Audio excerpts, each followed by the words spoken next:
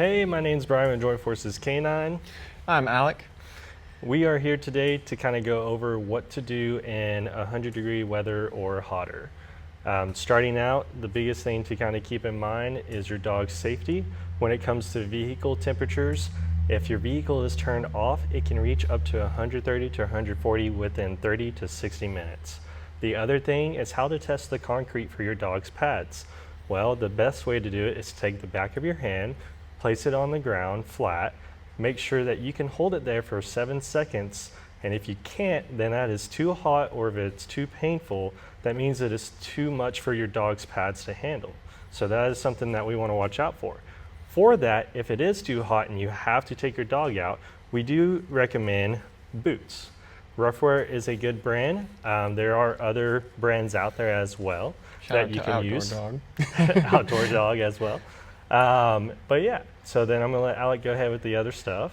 Sure. So when we're looking out for heat-related injuries like heat stress, heat stroke, that sort of thing, some things we want to look out for is if a dog is shade-seeking, maybe they have the tongue out to their side that's larger than normal, or they don't want to continue to play, they're kind of acting a little off. Those are all signs and symptoms of early heat stress. Some of the late or emergent signs is when they're not wanting to drink water, they can't stop panting, they're maybe stumbling or collapsing, or they even could possibly have seizure activity. Those are all major signs where you would want to seek immediate treatment. All right, as you guys can kind of see in the overlay here, you'll be able to see the dog before it plays in the top left, has a normal pant, mouth is open. In the top right, you'll start to see during play where the dog has a normal pant still, but no signs of stress. In the middle left picture, you'll see a normal healthy pink ear. This is what your dog's ears should typically look like before play. And while the dog is playing, you'll start to notice that the ear is getting a little hotter, and then it's also starting to become more pink. The hotter your dog gets, the more red that your ear will become. Also, if you see in the bottom left, you'll see the dog starting to get hot, and you'll start to see the tongue stick out more, with the mouth starting to create a C and starting to see the teeth a little bit more.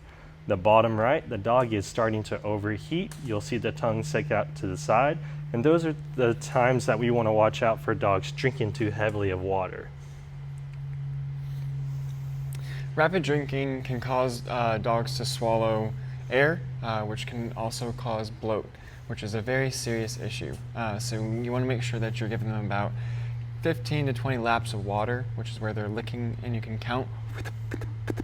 And that's a good ratio for them to have. And then you want to wait a small period before, so that way they can kind of catch their breath a little bit and make sure that they don't get too much. Ways to kind of prevent this from happening is to kind of avoid the pools or the ponds or open water in 100-degree weather. Normally they are great for access for dogs to cool off and to have fun in, but during this time, if they are already experiencing a little heat exhaustion and they are drinking a lot of water at one time, like Alex said, this can start to cause bloat, and we do want to watch out for that. It can also lead to causing more hot spots a little bit easier, along with trapping water in the dog's fur, and it's not letting it dry off because it's too hot, there's no breeze, and then it creates a little sauna to where the dog's overheating more. Some other cooling tips would be taking some cold water and letting them stand in it. Other ones, you can put cool water on their chest or their belly, in their groins or their armpits. But you definitely want to avoid ice water, as it can shock their system and trap the heat. You want to provide the shelter so that way they can stay out of the sun. Offer, like I said, a little bit of drinking water, but not too much. And that way we can also keep air moving, maybe from a gentle breeze outside, or if you have a portable fan or an indoor fan as well. And then things to start to avoid: do not leave your dog in hot, humid, or unventilated room or car. And then avoid heavy soaking if the air has no airflow, because again, it will create like a sauna effect on the dog. Thanks guys. If you have any other questions or would like more tips, just let us know.